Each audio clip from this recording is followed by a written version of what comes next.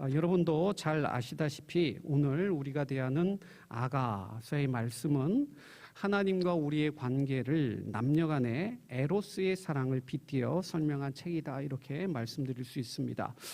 오늘 본문은 저자가 술람미 여인의 몸을 사랑스러운 시선으로 바라보면서 우리가 방금 읽은 것처럼 그 하나하나를 정성스럽게 비유하는 말씀입니다.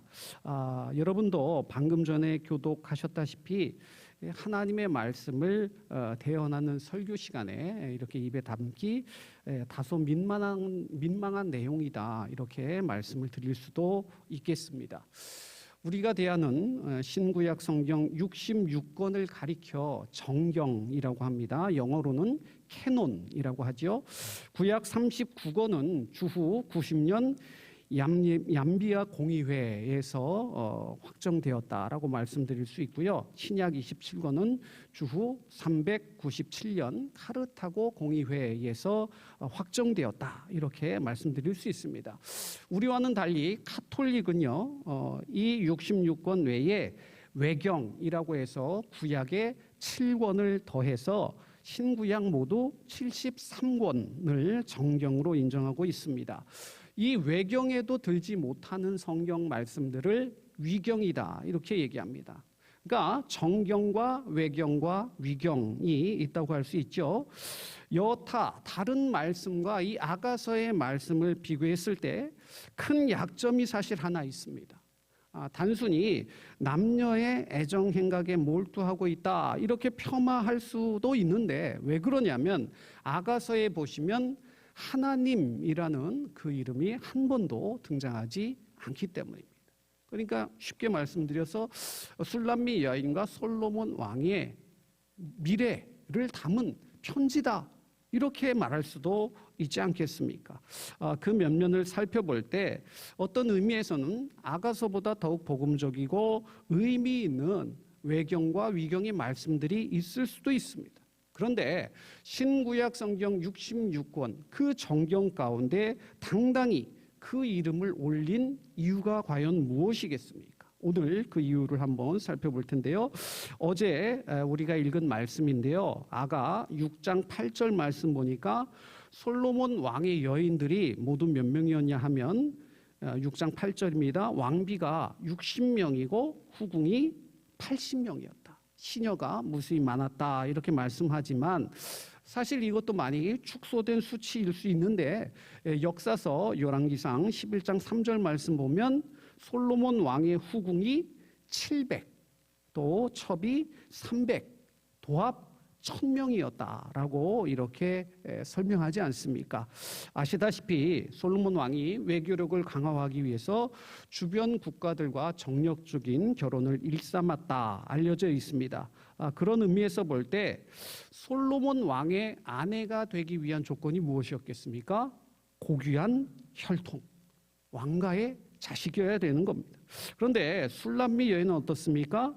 아마도 솔로몬 왕의 여름 행궁이 있는 술람미 지역에, 그것도 우리가 쭉 살펴보았지만 포도원, 소장농의 딸이다, 이렇게 볼 수밖에 없지 않습니까? 아마도 피부가 검게 그을린 이름 없는 여인에 불과합니다. 지금 솔로몬 왕을 둘러싼 여인들은 어떻습니까? 남면서부터 남부로 올 것 없이 모든 것을 갖추고 누려온, 한마디로 뽀얀 피부와 가녀린 외양의 요조숙녀다, 이렇게 표현한다면 살기 위해 몸을 놀려야 하는 비천한 여인. 하지만 솔로몬 왕은 그 안에 깃든 생명력과 활기, 사랑의 눈으로 바라보니까 그 모든 것이 아름답기 그지없었다, 이렇게 고백하는 것 아니겠습니까? 그래서 오늘 말씀은 왕의 시선이요, 이 여인의 발과 다리와 배꼽과 허리와 가슴, 목덜미, 눈까지 그 어느 것 하나 모자람 없이 아름다움의 극치이다, 이렇게 칭송하고 있는 말씀입니다. 무슨 말씀이냐면 빈부와 귀천이 아닙니다. 자격이나 행위가 아닌 하나님께서 저와 여러분을 하나님의 사랑하는 자녀로 부르신 데는 아무런 조건도 필요 없습니다. 그저 저와 여러분, 지극히 작고 연약한 영혼 자체를 사랑하시는 그 하나님의 사랑이 바로 저와 여러분을 이 자리로 초청해 주셨다. 그것이 한량없는 하나님의 은혜임을 그렇게 이 두 연인을 빗대어 풍유적으로 표현해 주신 말씀이 아닌가 그렇게 생각해 봅니다. 새벽 시간이라 질문 드리기 그렇지만 여러분 사랑에 다 한 번쯤은 빠져 보셨지 않습니까? 여러분 사랑에 빠지는데 걸리는 시간이 얼마인지 여러분 아십니까? 예전까지만 해도 한 9초 정도 이렇게 걸렸다라고 하다가 가장 최근에는 3초 정도 걸린다. 또 2초 정도 걸린다 이러다가 이제는 아주 짧아졌습니다. 0.2초라는 연구 결과가 있습니다. 무슨 말이냐? 말 그대로 첫눈에 반한다는 겁니다. 여러분 누군가를 첫눈에 반했을 때 그 이유는 무엇일까요? 그 기준은 첫인상, 다른 말로 하면 외모가 많은 부분을 차지한다 이렇게 말씀드릴 수 있습니다. 그런데 한번 생각해 보세요. 그 유효 기간이 얼마 가겠습니까? 몇 개월 가지 못한다 이렇게 말씀드릴 수 있는데 그도 그럴 것이 남녀 간의 사랑은 에로스이기 때문입니다. 에로스가 단순히 육체적인 사랑이 아니라 조건적인 사랑을 의미하기 때문인데요. 진짜 사랑은 언제부터 시작되느냐? 그 조건이 다 거쳐진 후에 한마디로 그 눈에 콩깍지가 벗겨지고 그 사람의 진면목이 하나하나 드러났을 때 과연 내가 이 사람을 계속 사랑할 것이냐 아니면 실망하고 멀어지느냐 그 기로에 서게 됩니다. 사랑을 전제로 하는 부부 관계가요. 처음에는 이렇게 불같은 육체 관계를 수반해야 됩니다. 왜냐? 우리의 사랑은 평생 그 반려자와 함께해야 되기 때문에 그런 불타는 사랑 없이 시작될 수 없다는 것이죠. 그러나 시간의 흐름 속에서 처음 그 사랑은 필연적으로 식어갈 수밖에 없습니다. 장점보다는 단점이 부각되고요. 내 마음에 들지 않은 것이 얼마나 많은지 모릅니다. 여러분 그렇다고 해서 여러분의 사랑이 사그라들다 못해 다 타버린 재만 남았느냐 한번 돌아보시기 바랍니다. 아니요.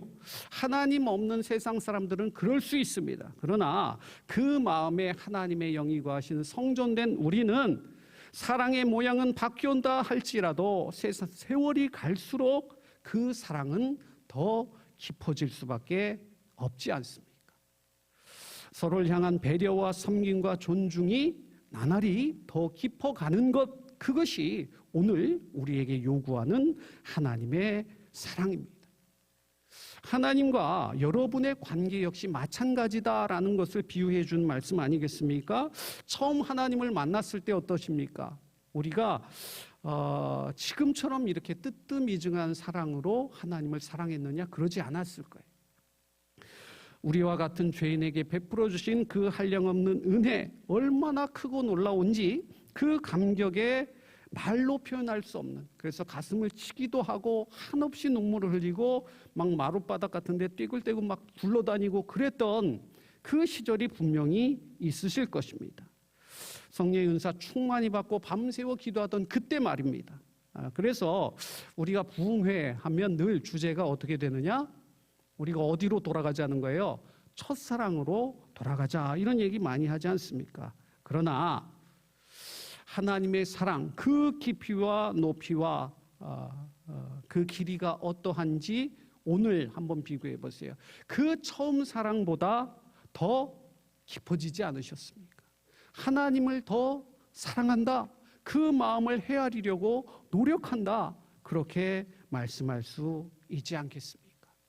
그 사실 잊지 마시고 이제 말씀을 정리할 텐데요. 지금 솔로몬 왕이 일어나 어디로 가자 이렇게 말하느냐? 아버지의 집이 아닙니다. 어머니의 집. 다윗 왕의 죄,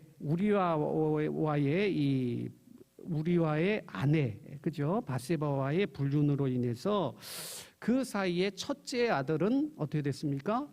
죽고 맙니다. 또 이 아버지의 집은 말 그대로 나이 많은 형들과의 권력 다툼, 어떻게 해서든 거기서 살아남아야 하는 그런 집이 아버지의 집 아니었겠습니까? 그러나 어머니의 집은 다르지요. 그 집은 피안의 세계, 늘 그립고 솔로몬 왕이 가고 싶어하는 곳이 바로 어머니의 집이 아니었겠습니까? 오늘 이 술람미 여인에게 일어나 함께 어머니의 집으로 가자 초청하고 있다. 이 사실. 사랑하는 여러분들을 하나님께서 부르고 계신 말씀이다. 이렇게 정리할 수 있겠습니다. 우리의 지친 영육 다시 힘을 내시고 주님께서 부르시는 이 초청에 응답해서 그 주님과 함께 동행하시는 오늘 하루 다 되시기를 우리 주님의 이름으로 축원드립니다.